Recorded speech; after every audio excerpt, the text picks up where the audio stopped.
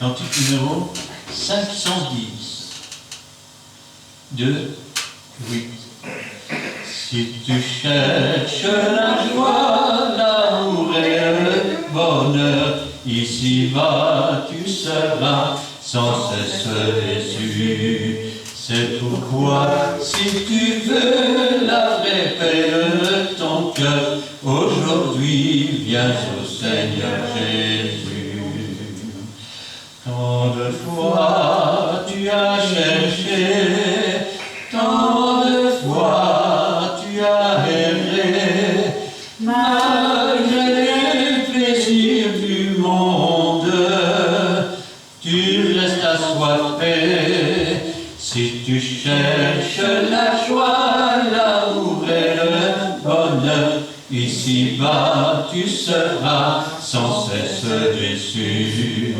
C'est pourquoi, si tu veux la vraie paix de ton cœur, aujourd'hui viens au Seigneur Jésus. Tant de fois tu as cherché, tant de fois tu as aimé, mais aucune créature ne t'a satisfait. Si tu cherches la joie, l'amour et le bonheur, ici-bas tu seras sans cesse déçu. C'est pourquoi, si tu veux la vraie paix de ton cœur, viens aujourd'hui, viens au Seigneur Jésus. Tant de fois tu as cherché, tant de fois tu as pleuré, en voyant tes espérances irréalisées. Si tu cherches la joie, l'amour et le bonheur, ici-bas tu seras sans cesse déçu. C'est pourquoi, si tu veux la vraie paix de ton cœur, aujourd'hui viens au Seigneur Jésus. Tant de fois tu as cherché, tant de fois tu as rêvé, mais toujours ton plus beau rêve s'est évaporé. Si tu cherches la joie, l'amour et le bonheur, ici-bas tu seras sans cesse déçu. Si tu veux la vraie paix de ton cœur, aujourd'hui viens au Seigneur Jésus. Amen. Amen. On va continuer avec le 454.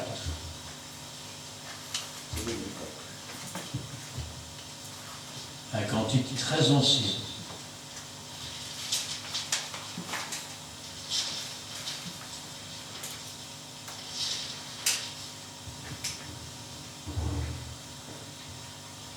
Six, 48. Oh, confie-toi en ton Sauveur, il est l'ami fidèle, et quelle que soit ta douleur, cache-toi sous son aile, chante quand ton cœur est gai, chante dans l'adversité tous les jours, loue ton Dieu d'amour. Pourquoi s'agiter, se troubler au sein de la tempête, au lieu de bien s'abandonner à Dieu notre retraite, à l'ombre du Tout-Puissant.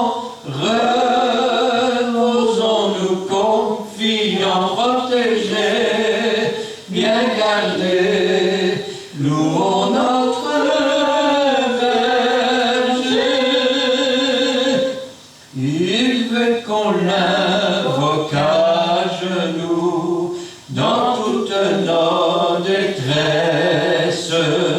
Il veut nous délivrer de tout le mal qui nous oppresse. Il est un Dieu merveilleux, régnant sur la terre et les cieux, tout-puissant, suffisant pour garder ses enfants. Amen. Amen. Et enfin le 451, qui je crois n'est pas moins ancien.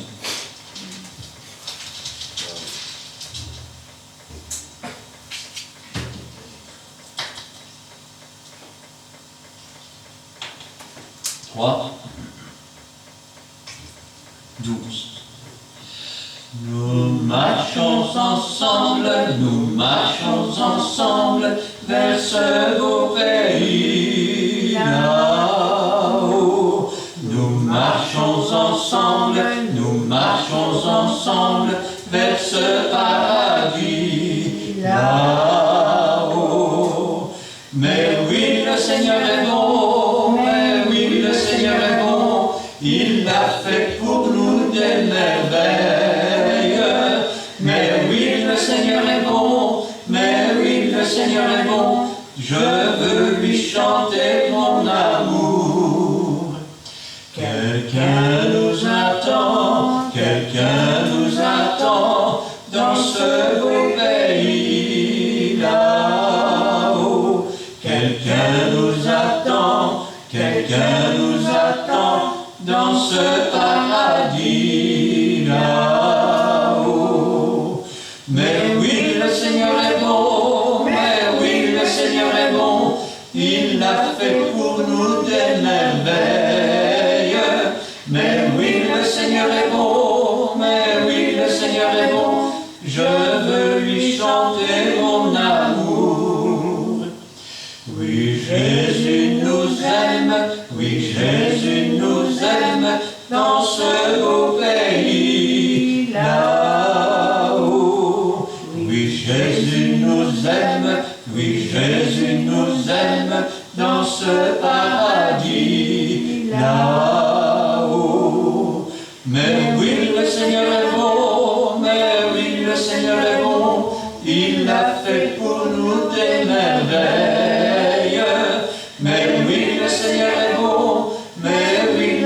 est bon, je veux lui chanter mon amour. Amen. Alors, ce soir, j'aimerais prendre avec vous, bien sûr, la parole de Dieu dans l'évangile de Luc.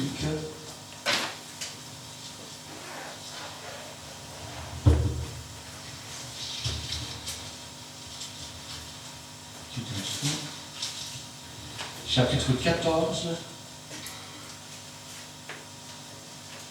nous lirons là du verset 25 au verset 35. Je vais demander à Edo de remettre la parole du Seigneur entre ses mains et Gina nous fera la lecture. Dieu Tout-Puissant, nous sommes devant toi, Père Saint. Merci Père parce que tu as confirmé que l'homme ne vivra pas seulement du pain, mais de la parole qui sortira de ta vérité. Père Saint, nous voici Père Saint à l'ère H que nous devons prendre le temps de servir. C'est notre parole de Dieu. C'est ta parole qui t'a inspiré à toi avec tes serviteurs. Merci Dieu. Inspire-nous encore, Père Seigneur, ce que nous devons écouter. Inspire-nous encore, Père Saint, ce que nous devons comprendre, Père Saint. Efface ton serviteur afin que toi tu puisses lui remplir, Père Seigneur, de ton amour, de ta présence, éternel Dieu. C'est pour cela, Père, nous comptons sur toi. Parce que tu as dit dans ta parole, tu ne laisseras pas des orphelins, qui sera toujours avec nous jusqu'à la fin du temps.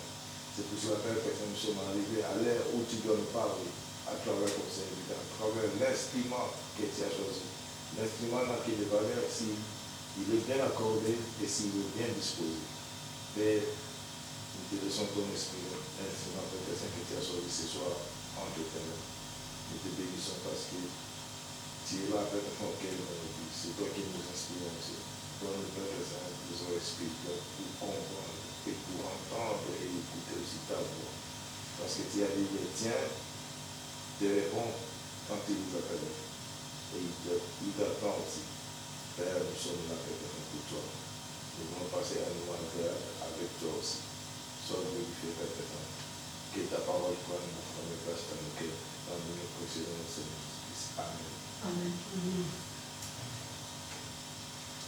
De grandes foules faisaient route avec Jésus. Il se retourna et leur dit, si quelqu'un vient à moi, et s'il me hait par son père, sa mère, sa femme, ses enfants, ses frères et ses sœurs, et même sa propre vie, il ne peut être mon disciple. Et quiconque ne porte pas sa croix et ne me suit pas, ne peut être mon disciple. Car lequel de vous, s'il veut bâtir une tour, ne s'assied pas d'abord pour calculer la dépense et voir s'il a de quoi la terminer, de peur qu'après avoir posé les fondements, il ne puisse l'achever et que tous ceux qui le verront ne se mettent à le railler. En 10 ans, cet homme a commencé à bâtir et il n'a plus achevé. Ou quel roi, s'il va faire la guerre à un autre roi, ne s'assied pas d'abord pour examiner s'il peut, avec 10 000 hommes, marcher à la rencontre de celui qui vient l'attaquer avec 20 000. S'il ne le peut, tandis que cet autre roi est encore loin, il lui envoie une ambassade pour demander la paix. Ainsi donc, quiconque d'entre vous ne renonce pas à tout ce qu'il possède ne peut être mon disciple. Le sel est une bonne chose, mais si le sel perd sa saveur, avec quoi l'assaisonnera-t-on? Il n'est bon ni pour la terre, ni pour le fumier, on le jette dehors. Que celui qui a des oreilles pour entendre, entende. Amen. Amen. Vous savez, quand je lisais ce passage tout à l'heure, je me suis attardé un instant sur cette phrase. Que celui qui a des oreilles pour entendre, entende.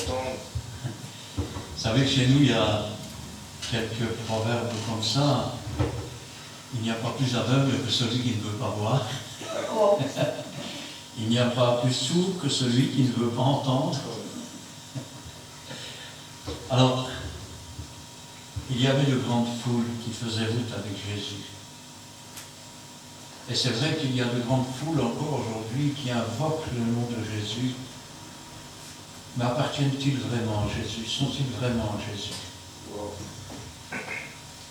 Il y a tellement de sectes qui suivent non pas le chemin étroit, mais le chemin large, ou qui, voyant qu'ils n'avaient pas les armes suffisantes, ont fait des compromis afin de pouvoir vivre en paix avec le monde, en paix avec le prince du monde, sans savoir qu'ils se sont perdus. Alors regardez ce qu'il dit. Il se retourna et leur dit, c'est sans doute le message le plus dur que l'on puisse donner. Pourquoi le plus dur? Parce que d'abord, souvent, c'est un message qui n'est pas compris. Ensuite, c'est un message qui peut faire des tas d'interprétations. Et c'est un message qui devrait pourtant nous faire comprendre que la circoncision du cœur, c'est-à-dire couper tout ce qui n'est pas à sa gloire dans nos vies, ne suffit pas. Il faut aussi tout ce qui est un obstacle avec notre vie à Jésus. Alors, regardez comme ces paroles sont dures. Si quelqu'un vient à moi, et s'il n'est pas son Père, serait-ce une contradiction avec la loi de Dieu qui dit « Honore ton père et ta mère afin que tu vives » ce commandement avec une promesse et que tu prolonges tes jours. Quand il dit « Si quelqu'un vient à moi, s'il ne est son Père », on pourrait le traduire autrement. Si quelqu'un vient à moi et qu'il vient avec l'éducation qu'il a reçue de son Père, avec les manières de son Père, il va falloir qu'il les abandonne.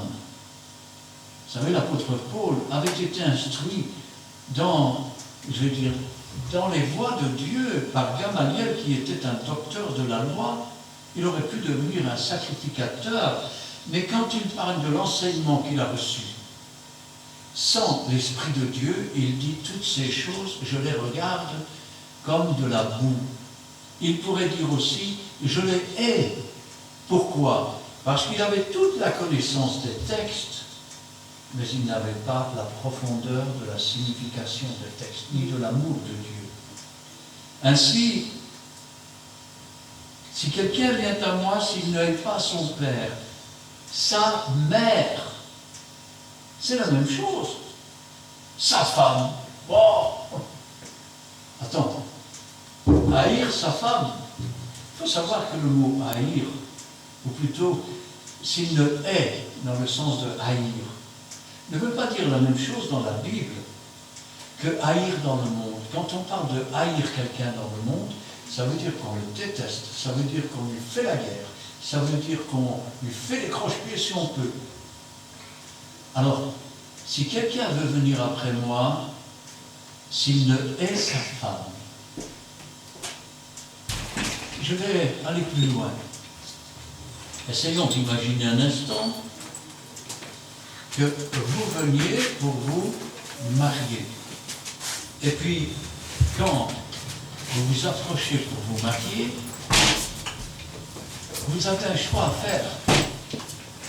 Alors, soit la femme avec qui vous allez vous marier est quelqu'un qui va vous aider à vous épanouir dans les voies de Dieu.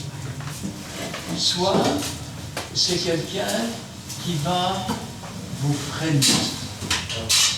C'est quelqu'un qui va être un boulet à vos pieds.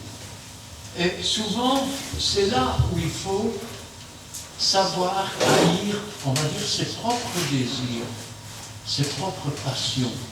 Pourquoi? Parce que là, les deux êtres s'approchent. L'un vient peut-être d'une secte, et donc il ne va rien apporter de Dieu. Ou peut-être que l'un n'est pas chrétien, et qu'il va décourager tout le long du chemin son époux ou son épouse. C'est pour ça que le Seigneur dit, si quelqu'un veut venir après moi, qu'il ait son père, qu'il ait sa mère, qu'il ait sa femme. Dans le sens où, essayez d'imaginer un instant. À l'époque, le mariage était déjà contracté quand ils étaient petits, avec des contrats, il y avait des dots qui avaient été payés. Imaginez le marié qui se rend compte que la femme, finalement, avec laquelle il a un contrat, avec laquelle il veut se marier. Combien de fois on a vu ça dans les églises? Où l'homme avec qui la femme veut se marier ne pourra pas l'aider, ne pourra pas être une aide semblable. Ça va devenir un boulet. Ça va devenir quelqu'un qui va tout le temps mettre un frein, à la fois dans la marche avec Dieu, dans l'obéissance aux ordonnances avec Dieu, dans la sanctification. C'est dans ce sens-là qu'il le dit. Et les enfants, imaginons qu'on soit marié, qu'on a des enfants, et que l'on s'approche de Jésus, que l'on se convertisse. Alors, les enfants, ils vont dire quoi? Tiens, il se prend pour Moïse. Tiens, il a devenu, grenouille de bénoutier, thym, le plat.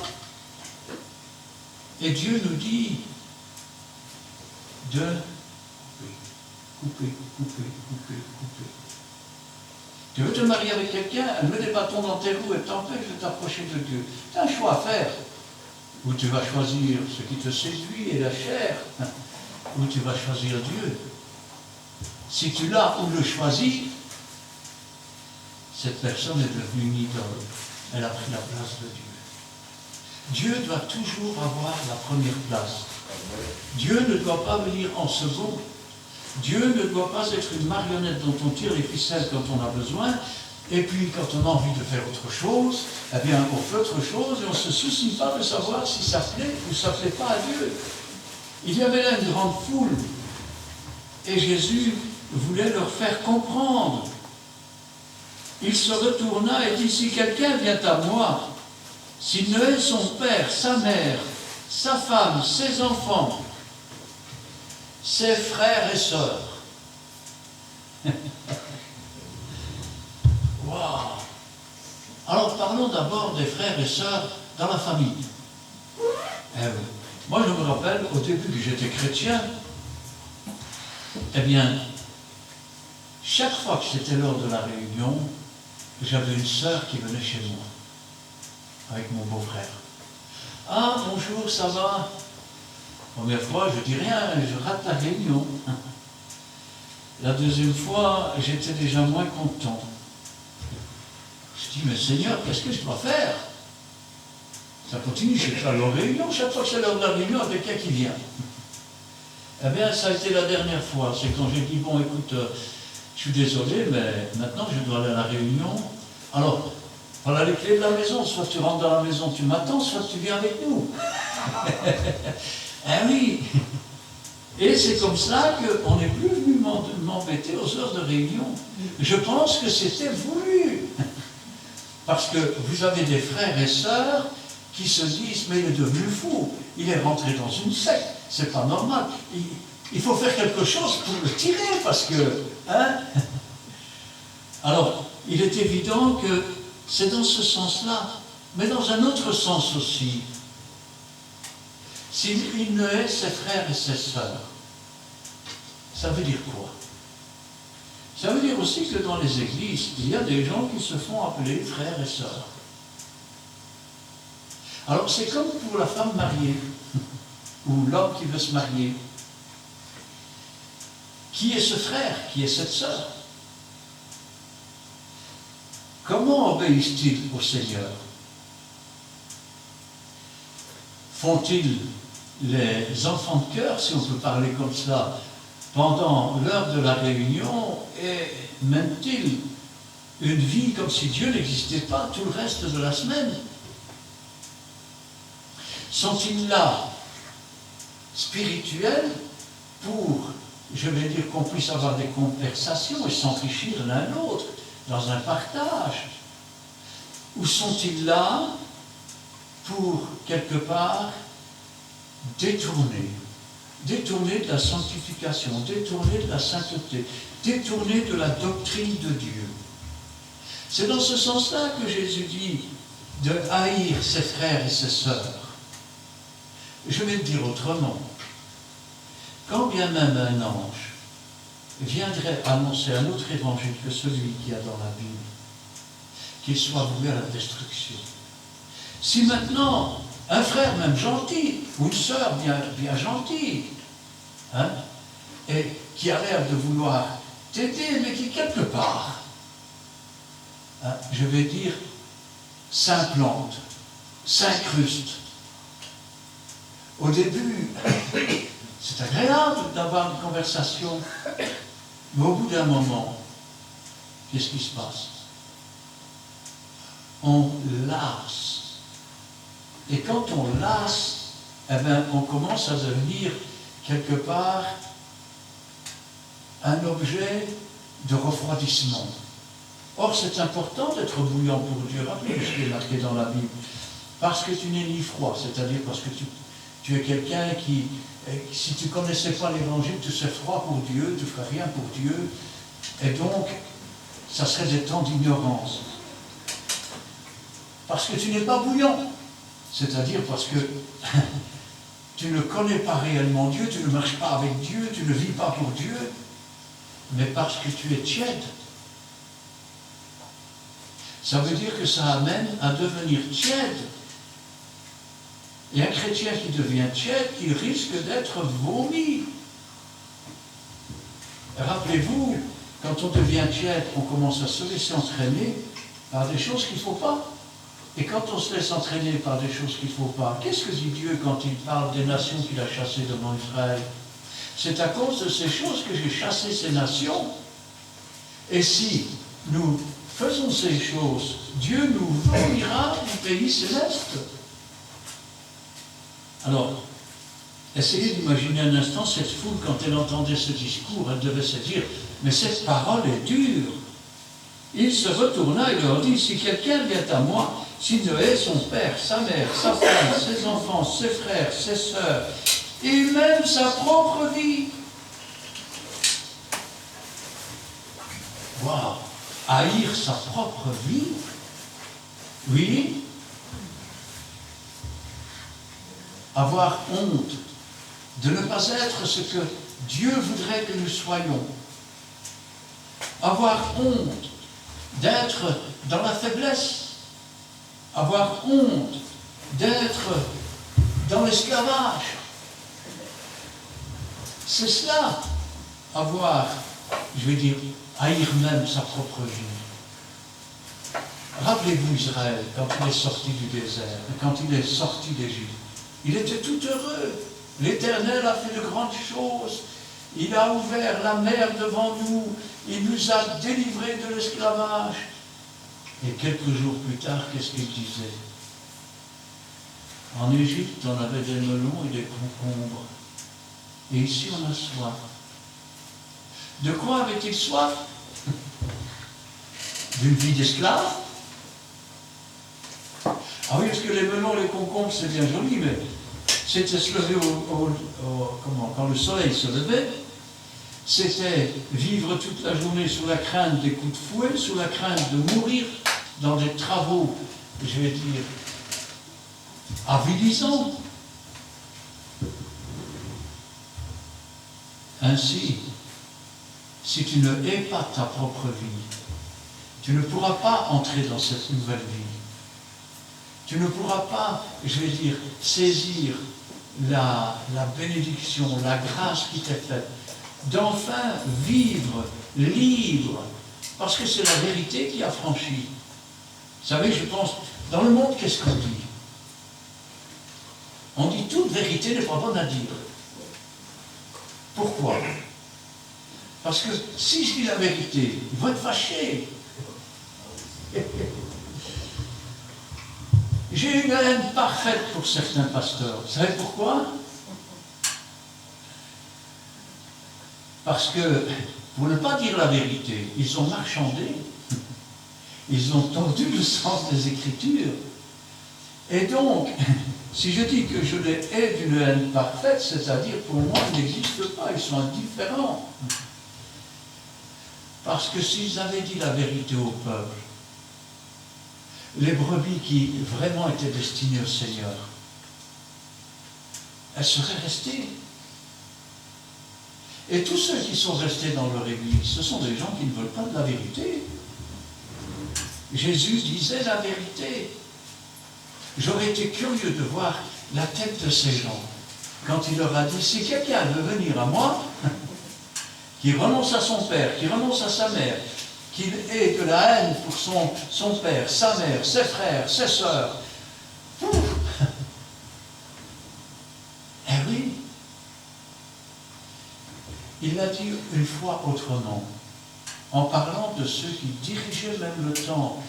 Si votre justice ne surpasse pas celle des scribes et des pharisiens, quand nous disons « mon Dieu », mais il ne peut être ton Dieu que si tu l'as élevé à la place qui lui revient. Si quand tu te regardes dans le miroir, tu te dis « oh, que je suis jolie, je me préfère à tout !» Mais il est certain que tu es devenu une idole pour toi-même, tu t'adores. Comment peux-tu adorer Dieu? Ben oui. Eh bien, vous savez, je vais vous raconter une histoire, elle est vraie. Hein? Il y avait un jour une jeune fille dans l'église. Il paraît, moi je ne l'ai pas vue, mais il paraît qu'elle était jolie comme une poupée. Et un jour, elle vient près du pasteur, elle lui dit, frère, quand je me regarde dans le miroir, je me trouve belle, est-ce que c'est un péché? Et le pasteur l'a regardé avec un grand sourire. Non, ma soeur, c'est juste une erreur. C'est juste une erreur. Qu'est-ce qu'il y a de beau en nous, dites-moi? Vous savez ce que disait Moïse? La colère de Dieu se voit à l'œil nu. Pourquoi?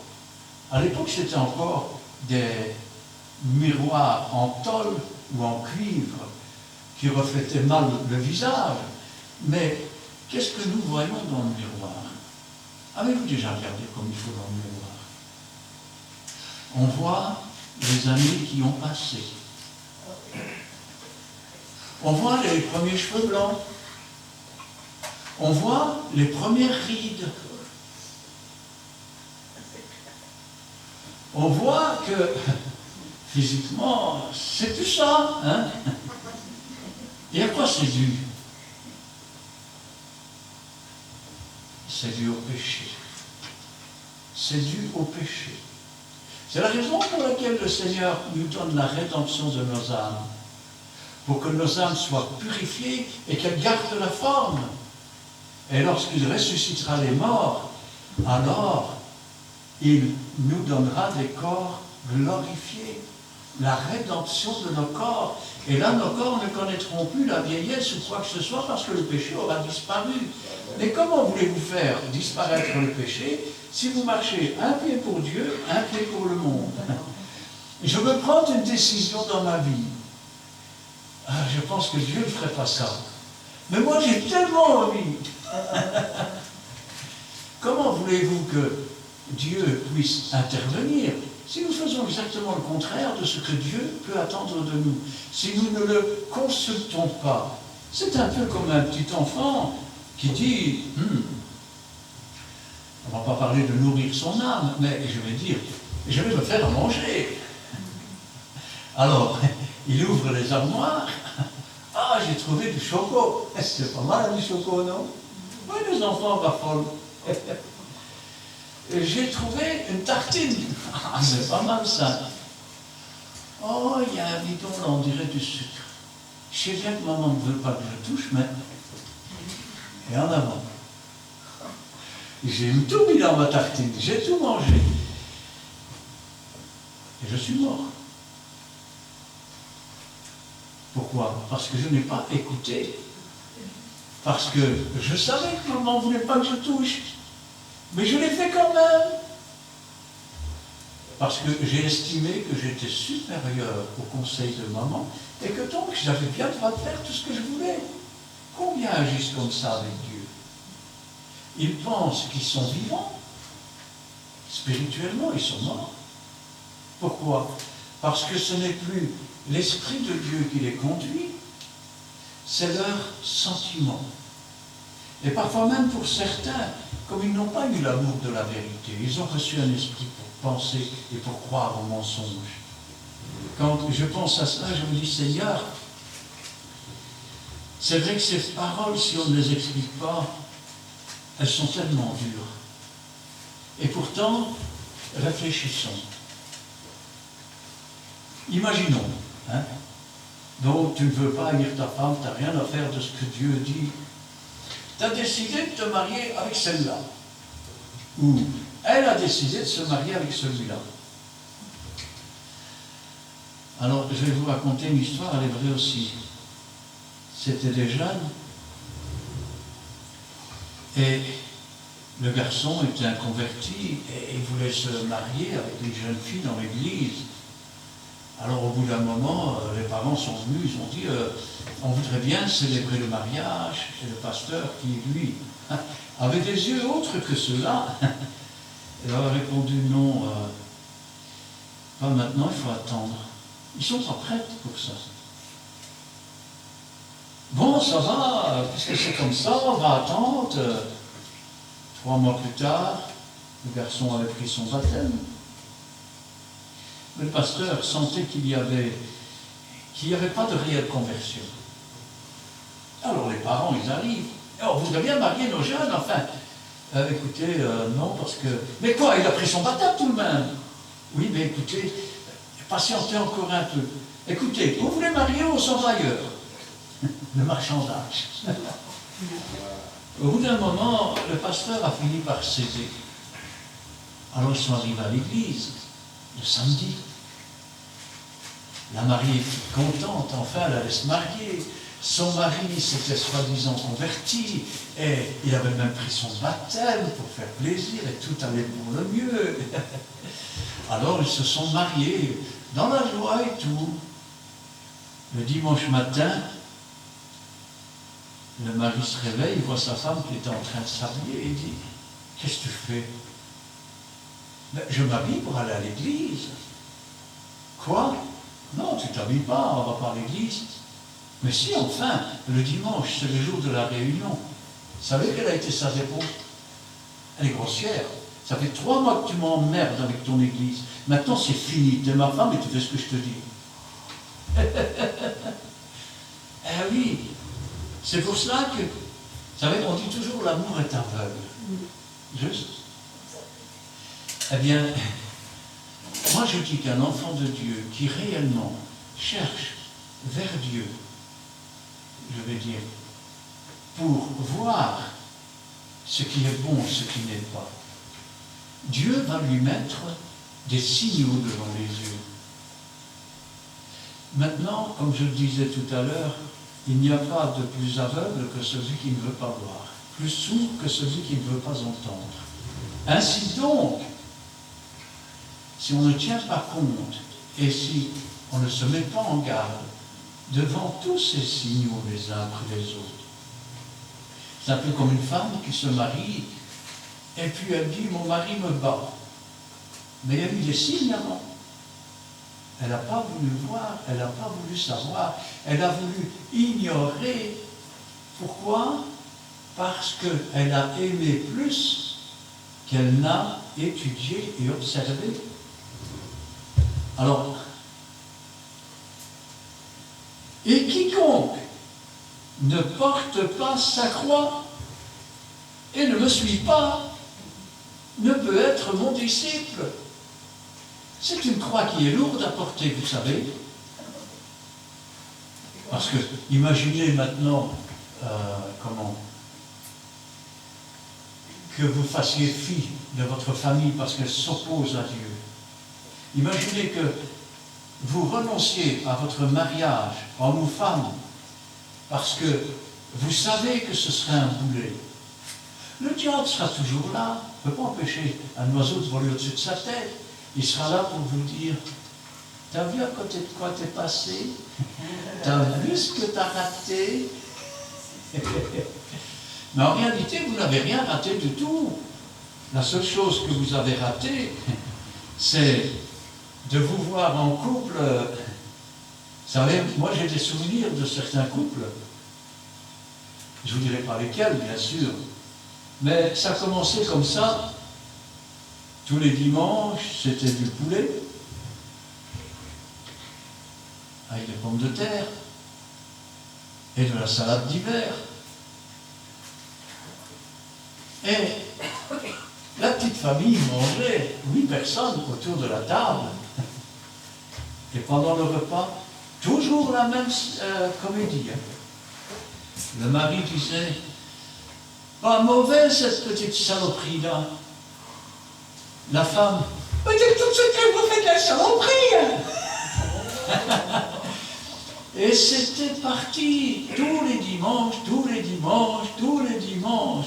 Et les enfants se retrouvaient sur les escaliers qui descendaient dans une cour, assis en attendant qu'ils aient fini de se disputer, de se battre. Eh oui. Comment voulez-vous communiquer? Parce que la base d'un couple, c'est la communication. Hein? Comment voulez-vous communiquer si, je vais dire, il y en a un qui est rouge et l'autre qui est jaune, par exemple. Si le rouge veut rester rouge et si le jaune veut rester jaune, ben, c'est pas possible. On ne fait pas du rouge avec du jaune, on ne fait pas du jaune avec du rouge. Si maintenant il y a, je vais dire, une entente, s'il y a du dialogue, le jaune et le rouge vont se mélanger. Et ils vont devenir quoi? Plutôt vert. Plutôt vert, oui. Mais on peut faire du brun, ça dépend s'il y a plus de rouge et moins de jaune. On peut même faire de l'orange. Mais une chose est certaine, c'est que là où il y a de la communication, il y a un changement. Parce que si vous n'écoutez pas, si vous ne voyez pas les signaux qui s'annoncent, qu'est-ce qui va se passer? On se met en ménage et puis la femme elle dit je ne le reconnais plus, c'est pas le gars avec qui je sortais. Et la femme, l'homme, qu'est-ce qu'il dit?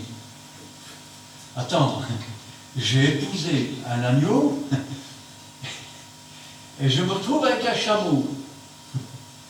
Le pire de tout, c'est que sa mère, on dirait un parc zoologique, elle est toujours pour sa mère, pour sa fille. Et voilà que les belles-mères s'en mêlent. Combien de belles-mères ont détruit, je vais dire, les couples de leurs enfants? Combien de beaux-pères ont détruit les couples des enfants? Combien de fois se sont-ils occupés de ce qui ne leur regardait pas? Et vous dites, mais c'est quand même terrible, c'est pourtant des parents. Ils croient toujours bien faire. Et ils s'occupent de ce qui ne leur regarde pas. Les enfants, on ne les élève pas pour nous. Une fois qu'ils sont grands, ils doivent faire leur vie. Ils doivent avoir aussi leur expérience. Si maintenant ils se trompent et qu'ils font une bêtise, ben ils doivent apprendre à la payer aussi. Et ils doivent apprendre par les choses qu'ils souffrent. Maintenant, porter sa croix. Porter sa croix, ça peut être quelque part. Vous savez, c'est un peu comme quand on se défait de quelque chose, un vieux souvenir. Quelque part, on s'en défait parce qu'on sait qu'il ne sert à rien, on sait qu'il est usé ou cassé, et que cassé, il ne sert à rien. Mais quelque part, c'est aussi un souvenir. D'ailleurs, quand il y a un incendie dans une maison, les gens, ce n'est pas leur maison qu'ils regrettent le plus, ce n'est pas leur meuble, c'est les souvenirs. Parce que le souvenir, ça rappelle des choses parfois agréables. Et c'est parfois les choses les plus désagréables qui sont les plus rigolotes après. Et vous dites, non, ça je ne crois pas. Tombez en panne au milieu de la campagne, vous êtes fâché, il fait froid, il fait nuit. Et puis bon, vous finissez par vous en sortir 20 ans plus tard, et tu te rappelles quand on était tombé en panne dans la campagne? Oh, qu'est-ce qu'on a eu là-bas? C'est devenu un bon souvenir. Et oui, pourtant, ce n'était pas une belle épreuve. Alors, c'est un peu comme quand on doit se débarrasser de ces souvenirs. Il y a d'un côté un certain déchirement, mais ce déchirement n'est pas pour nous dépouiller. Il est pour que nous abandonnions une vie de pécheur, une vie sans Dieu. Et vous dites, quelle importance ça peut avoir à ce point-là? Alors, je poserai juste une question. Où sont les prodiges et les miracles que Dieu a promis?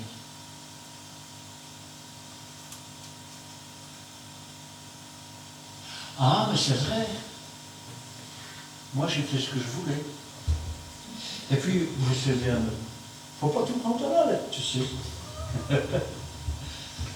Ah, mais, oui, je sais. Il y a mon frère qui m'a dit, tu ne vas quand même pas te marier avec une inconvertie. Mais moi, je l'aime, alors, qu'est-ce que tu veux que je le fasse? Et après, qu'est-ce qui se passe? On n'a pas haï sa femme, son frère. Non, non, on les aime. On aime le monde.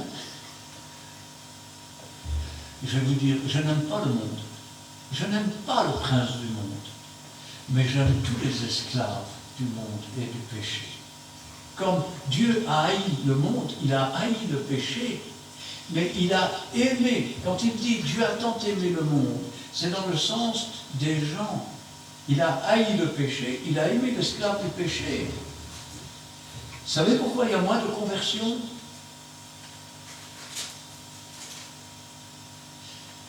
Un jour, il y avait une publicité pour une espèce de yaourt, et vous aviez une petite fille avec un landau, une poupée qui était là, et elle parlait avec sa mère, et sa mère lui dit « Ah, je vois que tu élèves bien ton bébé, sa poupée en fait. » Et la petite fille qui la regarde, « Tu sais ce qui compte ?»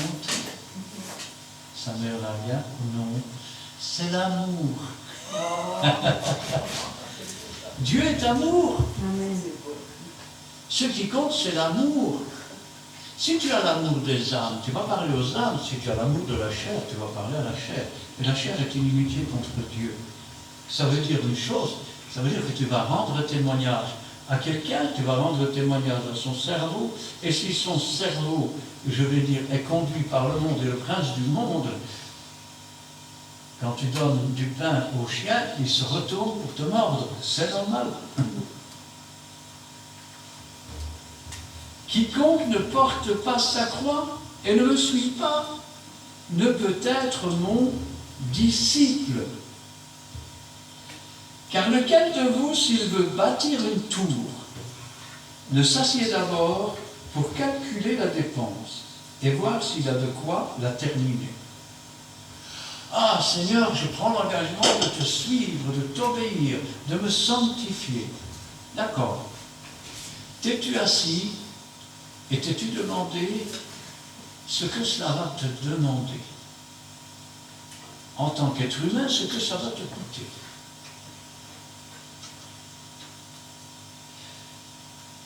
Il y aura peut-être, je vais dire, une personne que tu aimes beaucoup, ou que tu apprécies beaucoup, mais tu sens qu'elle peut te détourner des voies de Dieu.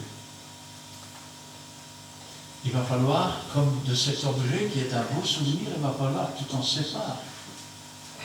C'est une croix que tu vas devoir porter. Cette croix, elle va t'apprendre une chose. Alors, c'est peut-être pas facile à expliquer, mais tu peux te trouver au-dessus d'un cercueil, au bord du trou où on a mis le cercueil, te retrouver comme ça, le regarder, et n'éprouver aucun sentiment. Pourquoi? Parce que conduit par l'esprit, tu sais que tu ne dois pas avoir de sentiments, ni parler aux morts, ni les invoquer en ta faveur. Tu peux te trouver devant quelqu'un et ressentir, tu as déjà vu les aimants, hein? Il y a un côté qui attire et un côté qui repousse. Ressentir que cette personne, quelque part, vous repousse et que vous ne voulez pas approcher cette personne. Pourquoi? Parce que le Saint-Esprit vous montre. Il vous montre que ces personnes, eh bien, elles sont opposées à Dieu. Et c'est réciproque. Tenez, un jour, je ne sais pas si vous vous souvenez, il y avait des émissions dans le temps avec un certain Jimmy Swaggart. Ça se passait tard le soir. Et j'avais des jeunes qui venaient chez moi pour regarder cette émission.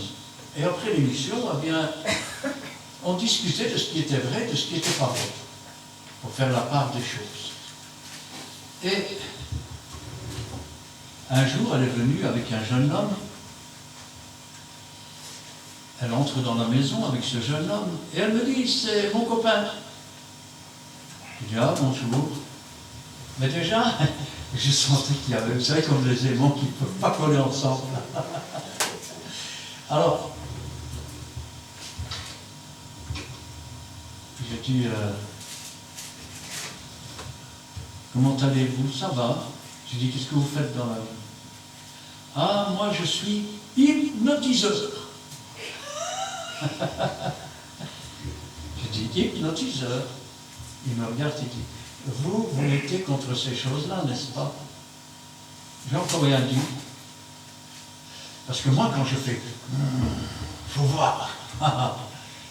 La sœur essaye de lui dire, tu te rends compte, il la regarde, elle étouffait sur sa chaise. Elle était là. Et moi, j'étais assis calmement dans mon fauteuil.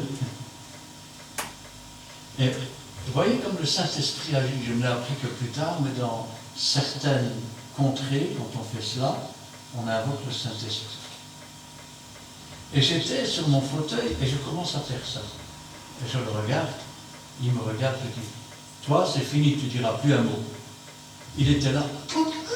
Je dis, non, c'est fini, tu ne diras plus un mot. Maintenant, tu vas sortir. Et tu reviendras quand tu te seras repenti, que tu auras changé de vie. Cet homme est sorti, je ne l'ai plus jamais revu. Eh oui.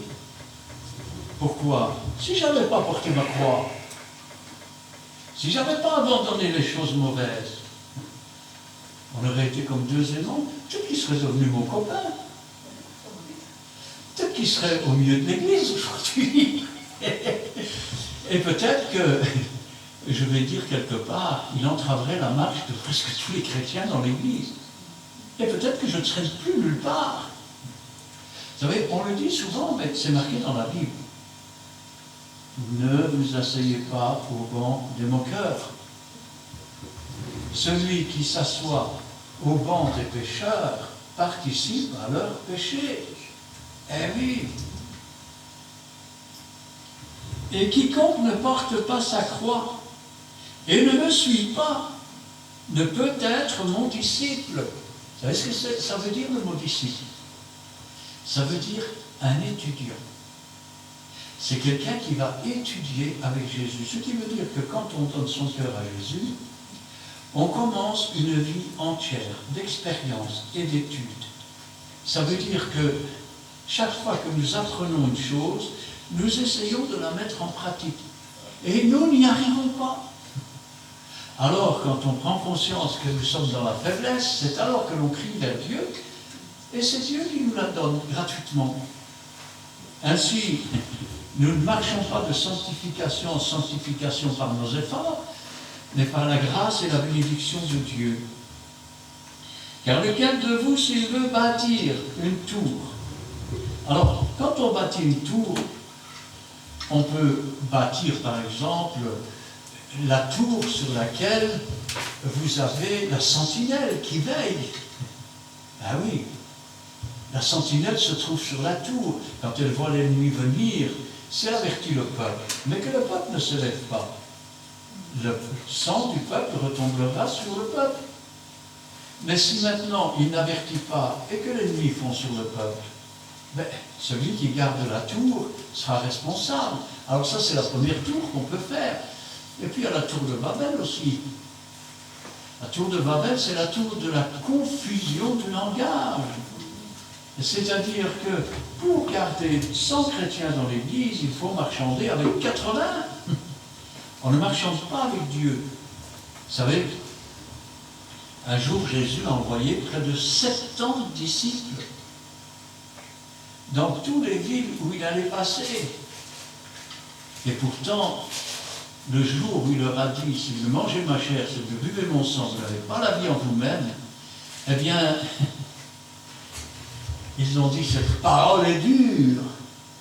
Et il n'en est resté que 12. Mais, à part Judas, qui, lui, a trahi, les 11 autres ont touché le monde entier. Les 60 qui sont restés, 59 qui sont restés, eh bien, ils n'ont jamais rien touché ni atteint quoi que ce soit.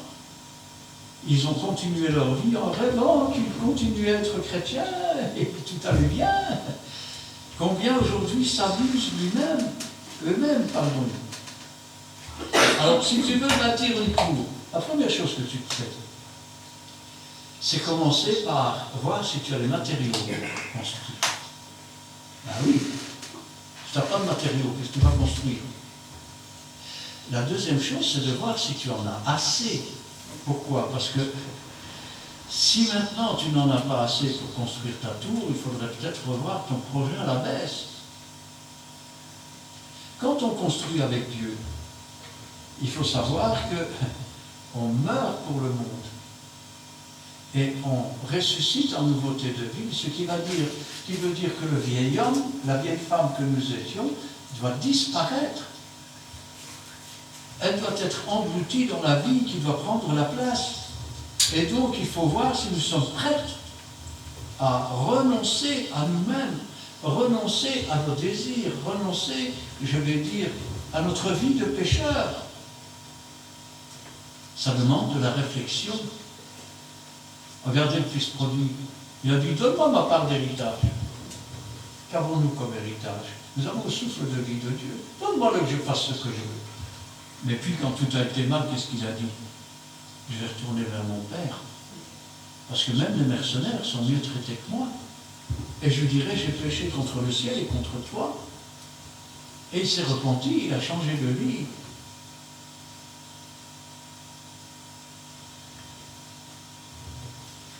Car lequel de vous, s'il veut bâtir une tour, ne s'assied d'abord pour calculer la défense et voir s'il a de quoi la terminer? Comment voir si j'ai de quoi terminer ma marche avec Dieu? Jusqu'où je suis prêt à aller avec Dieu? C'est ça la question. C'est ça le calcul. Suis-je prête à mourir pour Dieu? Suis-je prête à abandonner tout ce que j'ai pour Dieu? Ah, mais c'est un calcul qui est difficile à faire. Vous savez pourquoi? Parce que c'est un calcul qui demande une certaine spiritualité, une certaine compréhension. Alors, quel genre de compréhension, quel genre de spiritualité? Qui m'a tissé dans le ventre de ma mère? C'est Dieu. Qui m'a donné un souffle de vie? C'est Dieu. Quand il parle des bâtiments d'église, qu'est-ce qu'il dit? Quel bâtiment pourriez-vous m'offrir? Toutes ces choses, c'est moi qui les ai faites. Là, le calcul devient différent. Voilà, Dieu met tout cela à ma disposition. Je peux m'en servir pour faire le mal. Ou je peux m'en servir et voir comment je peux mener ma vie avec Dieu et obéir à Dieu. C'est ça le véritable calcul. Si ta maison a plus de valeur que Dieu, elle est une idole. Si tes enfants sont plus importants que Dieu, ils sont devenus une idole. Si tes biens, ton argent est plus important que Dieu, ils sont devenus une idole. Dieu donne, Dieu reprend. Si maintenant, quand tu es dans l'abondance, tu dis « Ah, merci Seigneur », et au bout d'un moment, on est habitué à être dans l'abondance.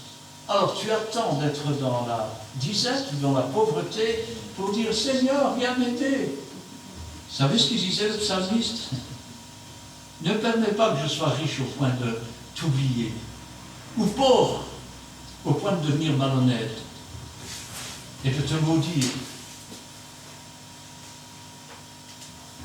De peur qu'après avoir posé les fondements, ah, le fondement, ça c'est important.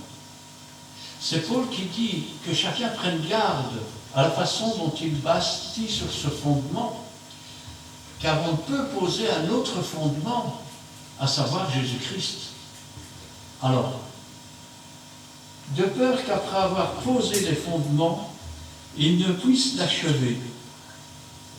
Après avoir exposé Jésus, après l'avoir accepté, on n'a pas voulu aller plus loin. Et donc, on est un peu comme des enfants prématurés. C'est-à-dire qu'ils ne sont pas finis, qu'ils ne sont pas, je vais dire, entiers, et que donc ils ne peuvent pas continuer à vivre.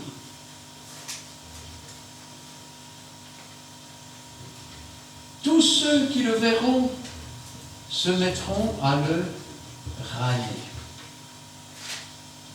En disant, cet homme a commencé à bâtir, il n'a pas pu achever. Wow, il est allé à l'église, wow, tu aurais vu ça, et Jésus par ici, Jésus par là, et regarde maintenant, ils sont pires que nous. Quel bon témoignage, non?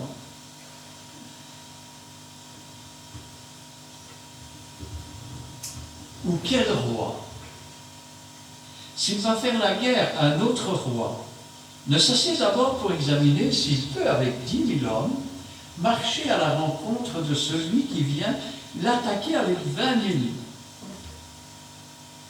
Voilà bien la question. Vous savez, quand Israël était devant le pays promis, ils ont dit, il y a des géants, on va pas aller là-bas pour se faire massacrer. Et ils ont erré 40 ans dans le désert. Combien aujourd'hui, lorsqu'ils se trouvent aux portes des lieux célestes, voyant les attaques et la puissance des ténèbres, du diable et de ses anges déchus, ne reculent et ne disent non, non, ça c'est pas pour moi. Oui. Alors, il a 10 000 hommes et il y en a 20 000 qui viennent l'attaquer. Que veut dire cette phrase bizarre? Ça veut dire que si tu n'es prêt à abandonner qu'une partie à Dieu et garder une autre partie pour toi, c'est-à-dire, je ne parle pas ici de biens, je ne parle pas d'argent, je parle ici de ton cœur, je parle ici de tes actions, je parle ici de tes pensées. Tu ne peux pas le dimanche venir t'asseoir à l'église et le lundi t'asseoir devant des films pornographiques. C'est pas normal ça. Il y a une partie pour Dieu, il y a une partie qui n'est pas pour Dieu. Le problème c'est que quand tu mets une pièce d'habit neuf sur un vieil habit, qu'est-ce qui se passe? La pièce d'habit neuf déchire le vieil habit et la déchirure est encore plus grande. Si tu mets du nouveau vin dans des vieilles outres, qu'est-ce qui se passe? Les outres se rompent, le vin et les outres sont perdus. Eh oui. Ainsi, quand il parle de ce roi qui vient faire la guerre, il parle en fait du diable qui vient nous faire la guerre. Si maintenant nous ne nous sentons pas capables, je vais dire, de donner notre vie, notre cœur à Jésus, d'abandonner tout ce qui ne lui déplaît pas, alors qu'est-ce qu'on fait? On fait des concessions. Des concessions. Mais avec qui va-t-il faire des concessions? Avec l'ennemi. L'ennemi qui vient pour l'attaquer. Quel est celui d'entre vous qui voudrait faire des concessions avec le diable? On n'en fait pas. Pourtant, dans beaucoup d'églises, il y en a. Ouais, je sais, Dieu a dit ça, mais moi je pense que ouais, Dieu a dit ça, mais il ne faut pas tout prendre à la lettre. Et puis, comme j'ai l'habitude de tordre le sens des Écritures, eh bien, rassurez-vous, j'aurai toujours bien un bouchon à mettre, de façon à ce que la faille soit, je vais dire quelque part, rebouchée, cachée, mais rebouchée. Alors, quel roi, s'il va faire la guerre à un autre roi, ne s'assied d'abord pour examiner s'il peut, avec 10 000 hommes, marcher contre celui qui vient avec lui contre 20 000 hommes? S'il ne le peut pas, s'il ne s'en sent pas capable, alors soit il dit non, je préfère ma vie de pécheur, et puis c'est tout, et je ne veux pas suivre Dieu, ou alors ce que font 99% des gens qui se disent chrétiens et qui ne sont pas, eh bien, ils vont faire des concessions. C'est ça qu'il dit. Tandis que cet autre roi est encore loin, il envoie une ambassade pour demander la paix. Je sais, ça c'est pas bien, et je sais quelle puissance se cache là derrière. Donc, si tu veux, écoute, je ferai un peu le bien et un petit peu le mal. Hein? Est-ce qu'on peut servir 2 maîtres à la fois? Non. Vous savez, la vie d'un chrétien, c'est une lutte. Mais ce n'est pas une lutte ordinaire. Parce que nous sommes comme Jacob. Jacob, ça veut dire menteur, trompeur, supplanteur. C'est notre vraie nature de pécheur. Mais le jour où nous rencontrons Dieu, nous ne luttons pas seulement avec Dieu, dans les raisonnements, dans les choses. Non, nous luttons aussi avec les hommes. Jacob a lutté jusqu'au petit matin. Vous savez ce qu'il a dit? Je ne te laisserai pas aller que tu m'aies béni. Il voulait Dieu. Il ne voulait rien d'autre. Il n'a pas fait de concession. Il s'appelait menteur, trompeur, supplanteur. Et Dieu l'a appelé Israël.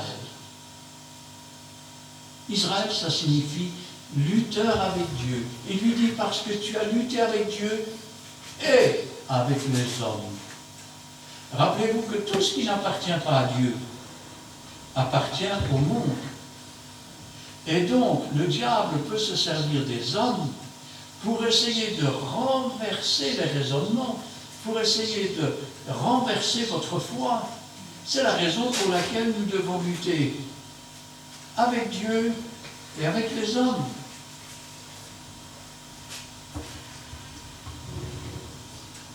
Ainsi donc, quiconque d'entre vous ne renonce pas à tout ce qu'il possède ne peut être mon disciple. Dieu ne nous dit pas, je vais dire quelque part, de tout donner à l'Église. Non. Parce qu'il y a des pasteurs qui vont vous faire croire que si vous donnez beaucoup d'argent à l'Église, vous allez devenir riche et Dieu va vous bénir richement. Et moi, je vous dis que Simon pensait donner de l'argent pour avoir le Saint-Esprit. Et les apôtres lui ont dit que tu n'auras aucune part puisque tu penses que ces choses s'achètent. Dans le monde, on pense que tout s'achète. Eh bien, il y a une chose au moins qui ne s'achète pas, c'est le salut. Parce qu'il a déjà été payé. Et il y a une chose qui ne s'achète pas, c'est un véritable enfant de Dieu. Je me souviens, mon père qui n'était pas chrétien, un jour j'étais chez lui, mon épouse est là, elle pourrait contredire si ce n'est pas vrai. Et il me dit, gamin, je vais te dire un sacré. Je dis quoi? Un de ces jours, je vais venir dans ton église et je vais mettre une valise avec 1 million. Et le premier qui dit qu'il ne croit pas en Dieu et que Dieu n'existe pas, il prend la valise et s'en va avec. Vous savez ce que je lui ai répondu? Je lui ai dit, fais-le, tu vas me rendre service. Au moins les pourris seront partis. C'est la vérité. Il y a des choses qui ne s'achètent pas, quel que soit le prix. Et donc, comment l'ennemi, dans les derniers temps, va essayer, je vais dire, de nous corrompre? Si tu ne renonces pas à Dieu, la petite vieille tue ton chien. Toi, le mari, où tu dis que Dieu n'existe pas, ou je tue ta femme.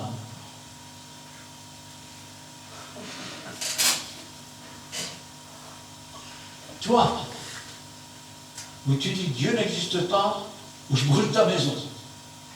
Qu'allez-vous faire à ce moment-là? Qu'allez-vous faire?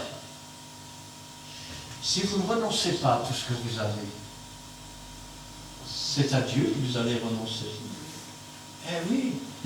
Et si vous renoncez à Dieu, vous êtes perdu pour les temps et pour l'éternité. C'est pour cela que quand on est empreint du Saint-Esprit, nous savons que Dieu nous donne des choses, mais il nous les donne pour un temps.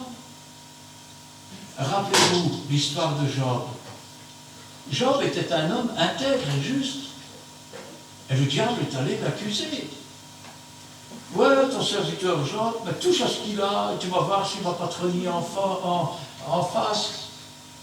Et Dieu lui dit, d'accord, touche à tout ce qu'il a, mais à lui, tu ne peux pas toucher. Ses enfants mangeaient dans la maison s'est effondrée, ils sont tous tués. Ses serviteurs arrivent près de lui.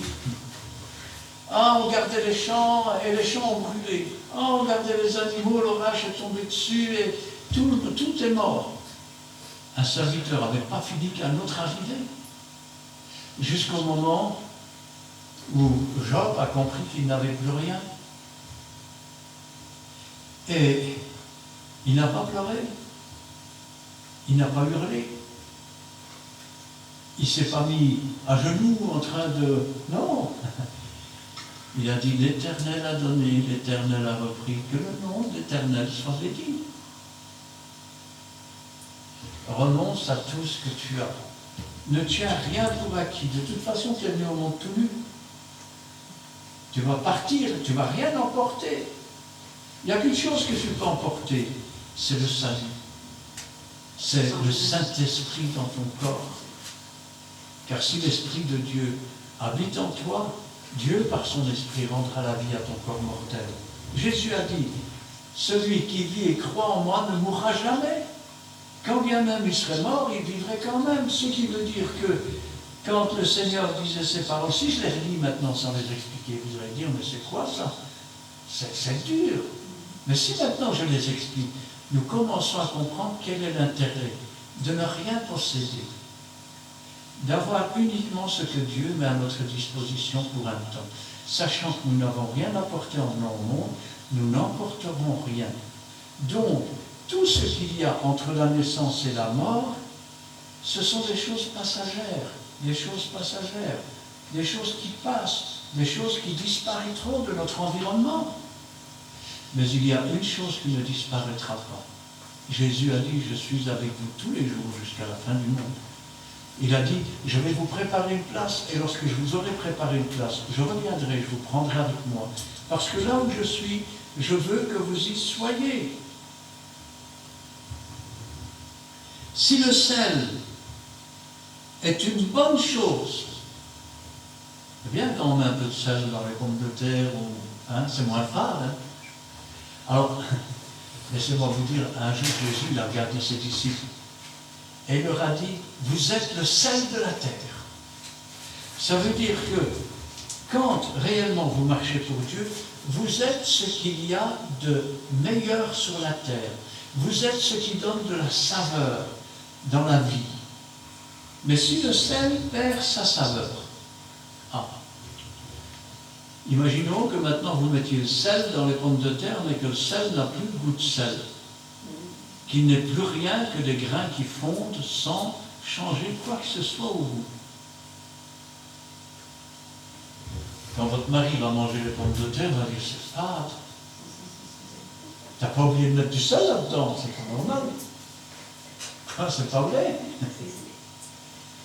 Si maintenant vous n'avez pas l'Esprit de Dieu, si maintenant, parce que vous perdez la saveur à cause de la contamination du monde et de vos propres désirs qui font des idoles avec vos biens, avec votre entourage, qu'est-ce qui va se passer?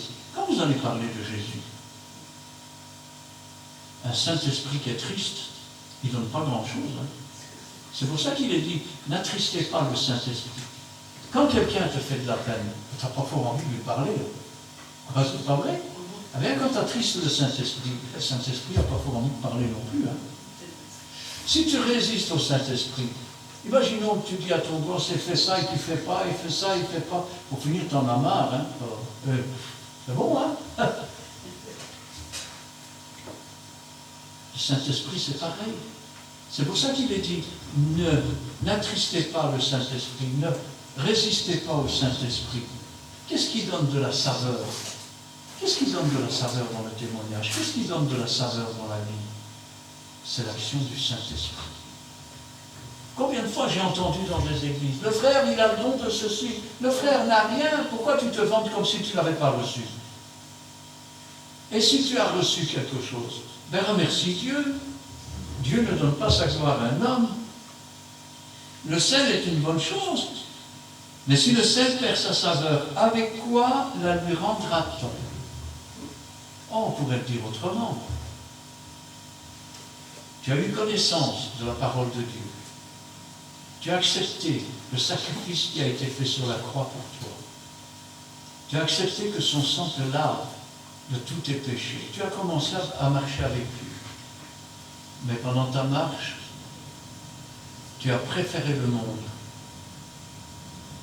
Et donc tu t'es écarté de Dieu. Et tu as recommencé les mêmes péchés.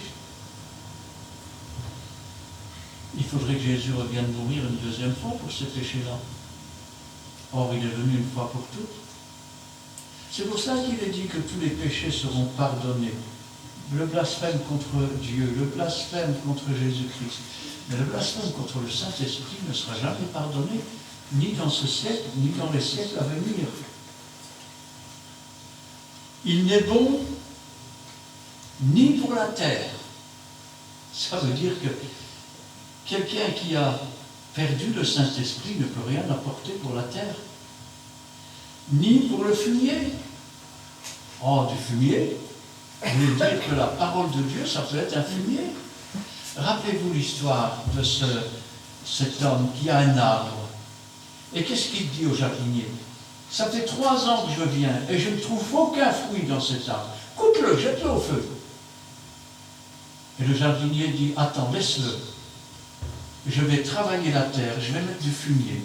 Et si l'an prochain, eh bien, il ne porte toujours pas de fruits, alors tu pourras le jeter, le couper et le jeter au feu. Il n'est bon ni pour la terre, ni pour le fumier. On le jette dehors. Je peux poser une question. Lesquels d'entre vous mangent des pommes de terre pourries? Du pain moisi? Ou un morceau de viande avec des moulons? Vous dites, c'est dégueulasse. Alors, lequel d'entre nous pourrait se nourrir d'une parole de Satan? On ne peut pas. Donc, ce n'est plus bon ni dans l'Église, ni dans le monde. C'est tout juste bon à être jeté. Que celui qui a des oreilles, celui qui a des oreilles, entende. L'entendement, vous savez ce que c'est que l'entendement? Alors, si je lis le passage sans donner d'explication, après vous verrez, ça va avoir l'air un peu bizarre. Hein? Mais si vous avez une oreille pour entendre, c'est bien, non? Ah oui. Moi j'en ai qu'une, mon frère n'en a presque pas physiquement. Ouais, c'est la vérité, non? Mais réfléchissons. Si maintenant 10 personnes parlent en même temps, vous allez entendre un mot ici d'une personne, un autre mot de l'autre, est-ce que vous pouvez faire des phrases avec? Eh bien, quand, je vais dire, le sel perd sa saveur, le Saint-Esprit se retire, et nous sommes un peu, je vais dire, intellectuellement, on devient un peu abruti. Ça veut dire que quelque part, on entend qu'une brique par ici, une brique par là. On est incapable de reconstituer les choses. On est incapable de comprendre les choses. Et comme on est incapable de comprendre les choses, eh bien, on ne peut pas non plus se mettre en ordre. D'ailleurs, il est dit dans la Bible que n'ayant pas eu l'amour de la vérité, ils ont reçu un esprit pour croire au mensonge. Que celui qui a des oreilles entende, pour entendre. Entendez-vous ce que Dieu dit à l'Église? Alors, je vais relire simplement le texte sans aucune explication. Et vous verrez que quand on le lit, c'est comme s'il ne voulait rien dire. De grandes foules faisaient route avec Jésus. Il se retourna et leur dit, si quelqu'un vient à moi, et s'il ne hait pas son père, sa mère, sa femme, ses enfants, ses frères et ses sœurs, et même sa propre vie, il ne peut être mon disciple. Et quiconque ne porte pas sa croix et ne me suit pas ne peut être mon disciple. Lequel de vous, s'il veut bâtir une tour, ne s'assied d'abord pour calculer la dépense et voir s'il a de quoi la terminer, de peur qu'après avoir posé le fondement, il ne puisse l'achever et que tous ceux qui le verront ne se mettent à le railler, en disant cet homme a commencé à bâtir, il n'a pu achever. Ou quel roi, s'il va faire la guerre à un autre roi, ne s'assied d'abord pour examiner s'il peut, avec 10 000 hommes, marcher à la rencontre de celui qui vient attaquer avec 20 000 hommes? S'il ne le peut, tandis que cet autre roi est encore loin, il lui envoie une ambassade pour demander la paix. Ainsi donc, quiconque d'entre vous ne renonce pas à tout ce qu'il possède ne peut être mon disciple. Le sel est une bonne chose, mais si le sel perd sa saveur, avec quoi la lui rendra-t-on? Il n'est bon ni pour la terre, ni pour le fumier. On le jette dehors. Que celui qui a des oreilles pour entendre, entende. J'ai essayé de vous faire entendre. Que le Seigneur vous bénisse. Amen. Amen. Nous allons prier. Éternel, notre Dieu, notre Père, nous te louons, nous te rendons grâce. Béni sois-tu et gloire à toi. Ta parole est la vérité et la vie. Elle nous rappelle que nous devons nous consacrer et nous offrir tout entier sur ton autel. C'est là, Seigneur, un sacrifice raisonnable. Sachant, Seigneur, que nous ne voulons pas nous appuyer sur des roseaux brisés qui blesseraient nos mains. Sachant que nous ne voulons pas boire à des citernes crevassées. Sachant, Seigneur, que nous voulons te connaître davantage tous les jours, marcher à tes côtés. Nous dépouillons, non pas nous-mêmes, mais nous dépouillons des choses mauvaises et des choses du monde pour nous revêtir des choses saintes, afin que ton œuvre s'accomplisse en chacun d'entre nous, et qu'ainsi nous ne soyons pas comme ce sel qui perd sa saveur. C'est vrai, Seigneur, que la femme de Lot s'est retournée. Elle voulait retourner dans les villes de Sodome après en être sortie.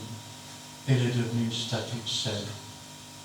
C'est pourquoi, Seigneur, nous ne voulons pas non plus devenir des statues qui ne bougent plus, qui ne voient rien, qui n'entendent rien, qui ne savent pas parler de toi.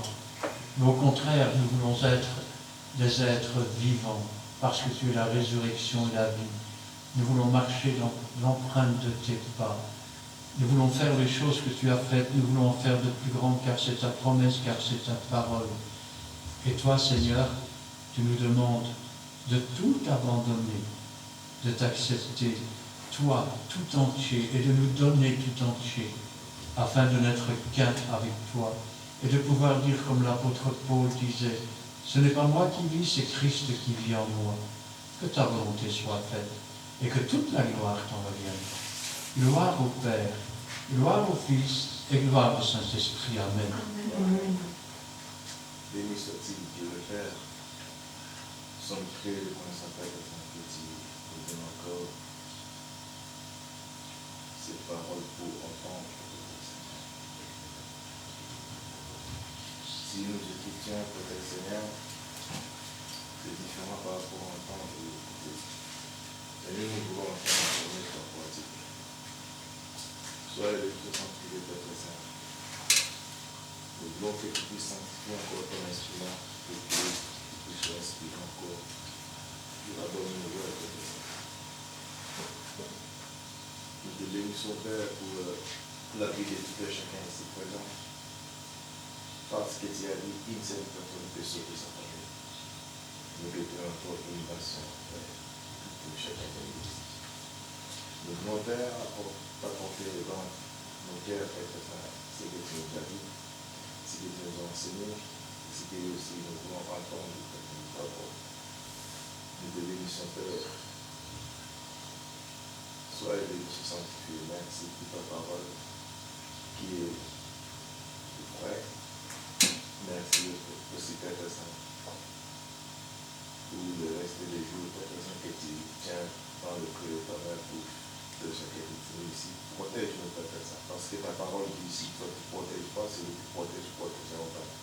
C'est pour ça, Père Saint, nous voulons connaître le Père Saint.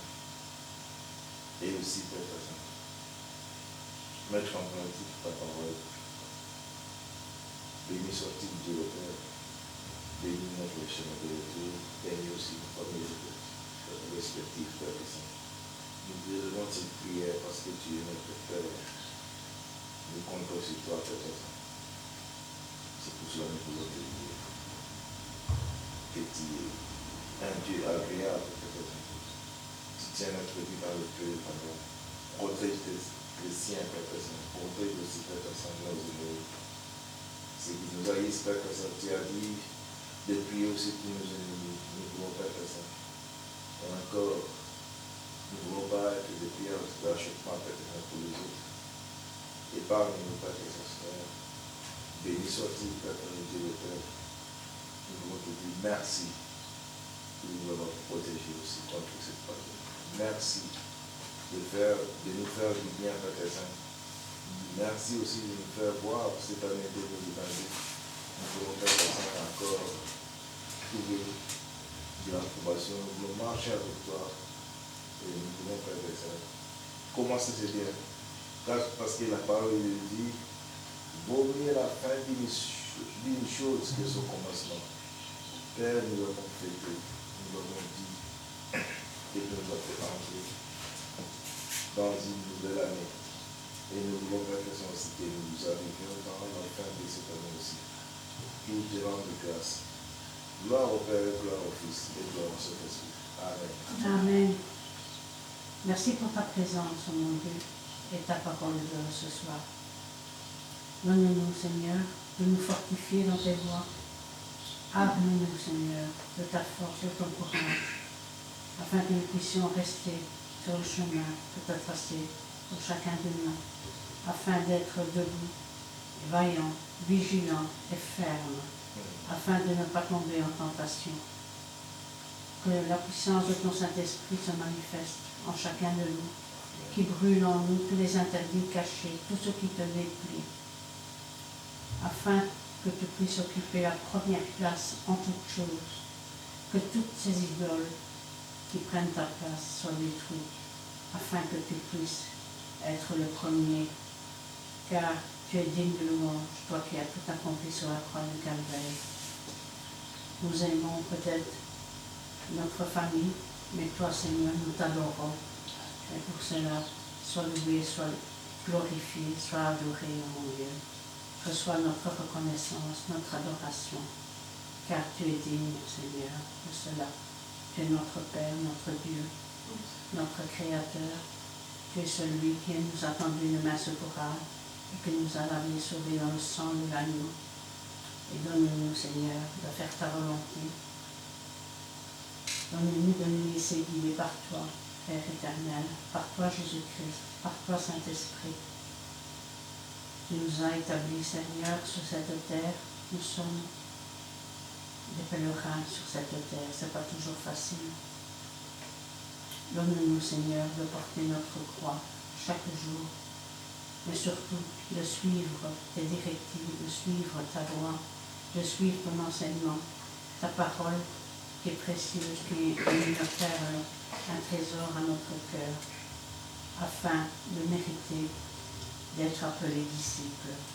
Oui, nous voulons être disciples. Nous voulons être cet étudiant qui étudie chaque jour ta parole, car ta parole est vraie, est une lampe sur notre sentier, une lumière, et à travers elle, nous grandissons en toi, pour toi et par toi.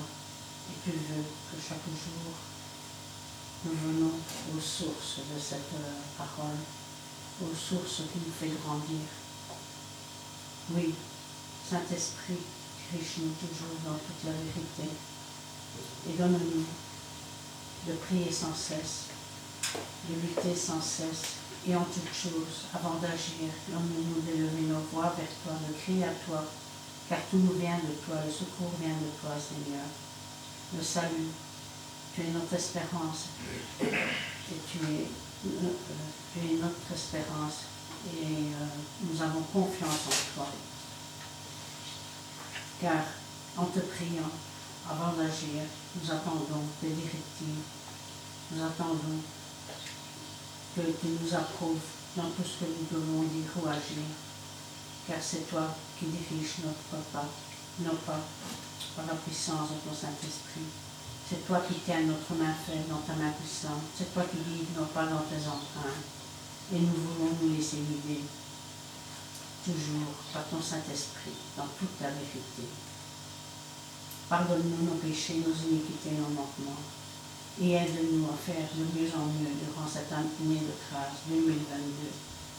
Car nous voulons être, Seigneur, ton enfant, chaque jour, à chaque instant, pas seulement dans les réunions, pas seulement, Seigneur, entre frères et sœurs, mais même partout où tu nous places, mon Dieu, afin, Seigneur, de partager notre parole à quiconque veut venir vers toi, Seigneur, à quiconque veut s'approcher de toi.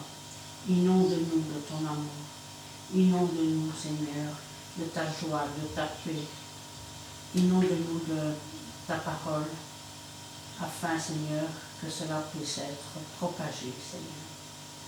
Aide-nous, Seigneur, soutiens-nous, et que toute la gloire t'en revienne. Gloire au Père, au Fils et au Saint-Esprit. Amen. Amen. Seigneur Jésus, merci pour ta parole au travers de ce serviteur. Merci de cette âme, merci de notre bien.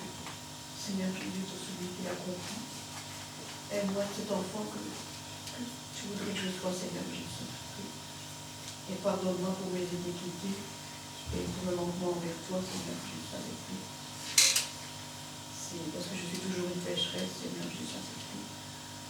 Mais je vais avancer de l'avant avec toi. Et je vais encore apprendre à mieux te connaître, Seigneur Jésus, avec lui. Sois avec chacun de nous ici présents, qu'il puisse encore mieux te connaître, Seigneur Jésus, avec lui. Merci pour ta lumière, Seigneur Jésus. Merci pour ton amour déversé à la croix. Merci parce que si on porte sa croix, c'est pour notre bien, mais soyons vigilants, Seigneur Jésus, avec toi. D'être dans ton chemin étroit et pas ce chemin tortueux, le chemin qui mène à l'éternité et qui ne mène pas à la perdition, Seigneur Jésus, Saint-Esprit.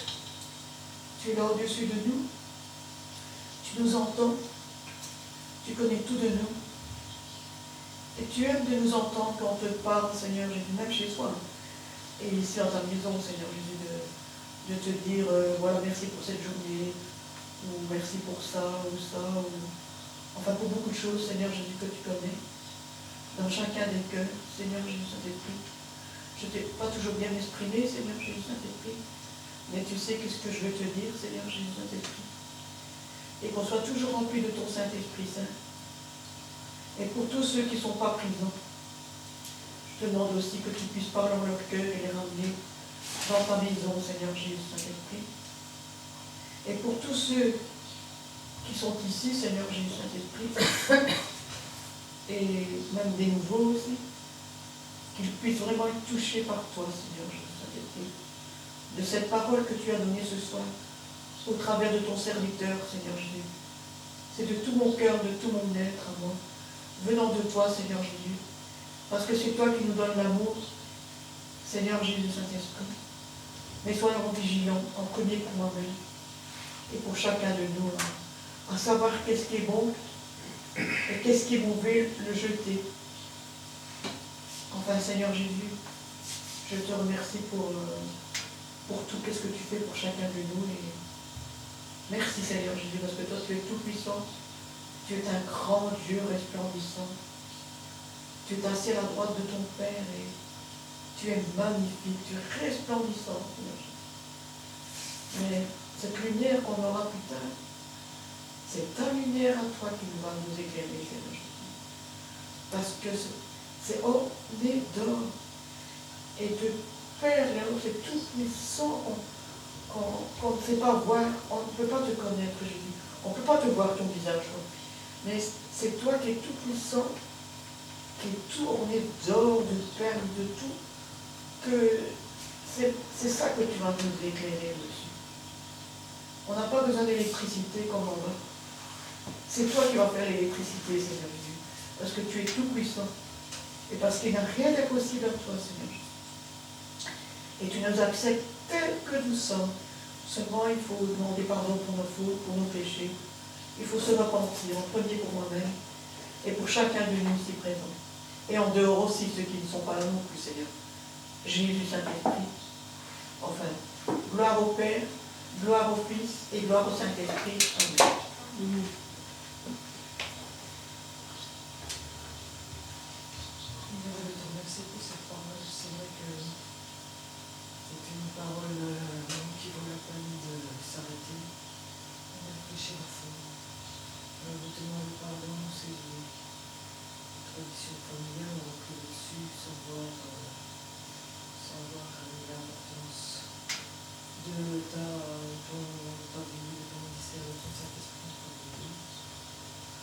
Seigneur Jésus, je te remercie de notre récemment pardon. Merci aussi pour les rappels des couples disparates, et des conséquences, et surtout de réfléchir aussi avant d'entreprendre quelque chose.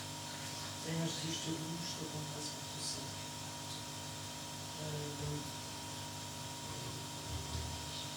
Seigneur, je te remercie parce qu'effectivement, tu dis de l'abandonner père, mère, enfant, et sa propre vie pour pouvoir te suivre. C'est vrai que ce chemin n'est pas facile, c'est vrai que c'est facile à dire, que tenter dans les faits, c'est autre chose. Seigneur Jésus, et c'est vrai que tu as la porte, que tu reviens, et que notre vie doit être sanctifiée pour pouvoir y amener des gens. Non seulement apporter la parole, mais avoir une vie sanctifiée. Une vie qui va pour les autres et pas seulement pour soi-même. Donc je te loue, je te rends grâce pour ça. Et demande pardon si je n'ai pas compris. Les choses les plus essentielles. Voilà. Je te loue, je te rends grâce et encore j'ai continué parce que Seigneur Jésus-Christ, parfois on te comprend mal, et donc je te supplie de me pardonner et de me diriger afin que je puisse faire ce que toi tu veux pour nous, Seigneur, ce que toi tu veux. Au nom du Seigneur Jésus.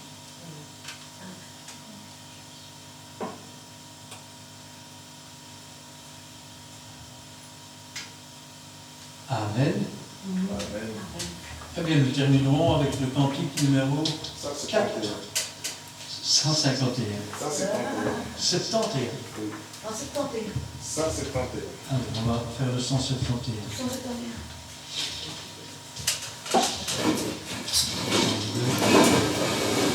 Un petit cœur. Il est plus vieux que moi, je pense.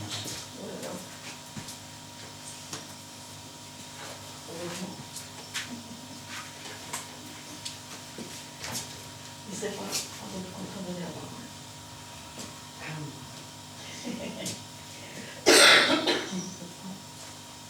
Oh, d'accord. Ça, c'est lui.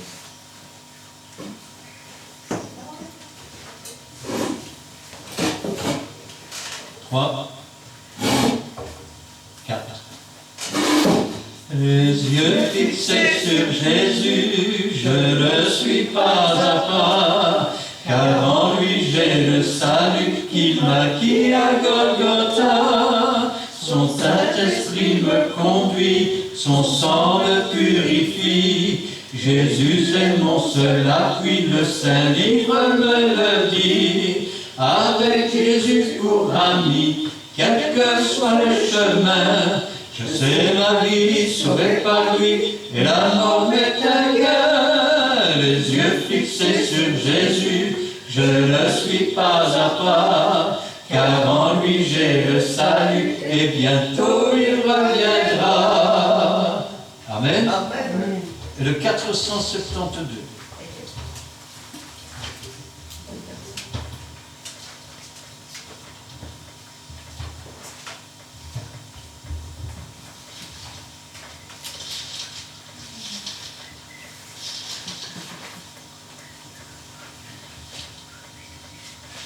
C'est un très vieux cantique.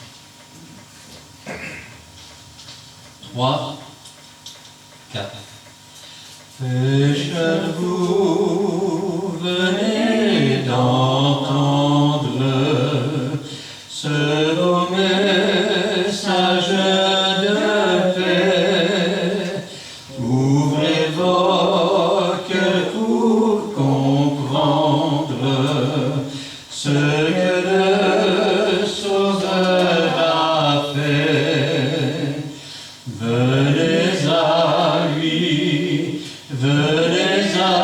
lui, pourquoi longtemps hésiter? Approchez-vous tous aujourd'hui, oh venez sans plus tarder. Pour nous tous, il souffrit la croix, la honte et l'ignominie, se laissant vainqueur sur ce bois, il endura l'agonie. Venez à lui, pourquoi longtemps hésiter? Approchez-vous tous aujourd'hui, oh venez sans plus tarder. Oh que nul ne désespère, aucun péché n'est si grand, nulle peine si amère, qu'il n'efface par son sang.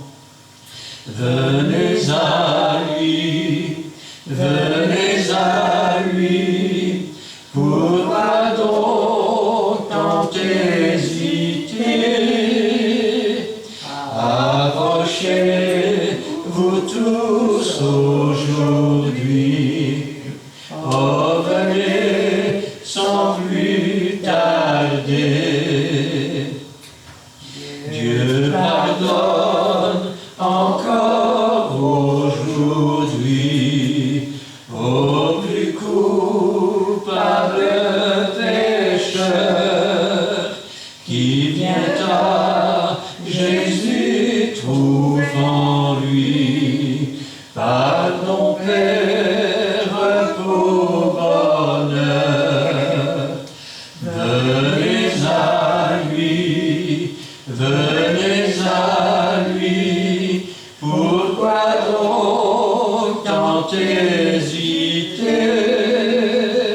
Approchez-vous tous aujourd'hui, oh venez sans plus tarder. Amen. Que l'Éternel te bénisse et qu'il te garde. Que l'Éternel fasse luire sa face sur toi et qu'il t'accorde sa grâce. Que l'Éternel tourne sa face vers toi et qu'il te donne la paix. Amen, et Amen. Bienvenue, Dieu voulant, dimanche 15h30.